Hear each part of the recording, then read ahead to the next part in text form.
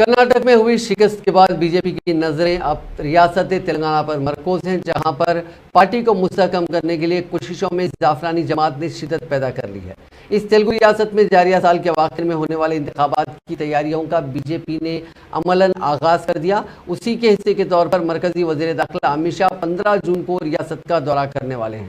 ان کے دورے کو حتمی شکل دے دی گئی ہے۔ اس دورے کا آغاز امت شاہ بھدراچلم میں درشن کے ساتھ کریں گے۔ وہ 15 جون کو صبح 11 بجے خصوصی طیارے سے حیدرآباد کے شمشاباد ایئرپورٹ پہنچیں گے۔ وہ ایئرپورٹ پر بی جے پی کے قائدین سے ملاقات کریں گے۔ سمجھا جاتا ہے کہ امت شاہ کا یہ دورہ ریاست میں پارٹی کیڈر میں نئی جان ڈالنے اور انتخابات کے لیے ان کو تیار رکھنے کے لیے کی جانے والی انتخابی حکمت عملی کا حصہ ہے، کیونکہ پڑوسی ریاست کرناٹک میں پارٹی کو ہوئی شکست کے بعد پارٹی کارکنوں کے حوصلے پست ہیں۔ امت شاہ دوپہر میں بھدراچلم کے لیے روانہ ہوں گے۔ بعد ازاں وہ S R N R degree college کے میدان میں بی جے پی کے جلسے عام میں شرکت کریں گے، جس کے بعد وہ شام 6 بجے شمشاباد ایئرپورٹ پہنچیں گے۔ شام 7 بجے بھی ان کی کئی بی جے پی قائدین کے ساتھ ملاقات ہوگی۔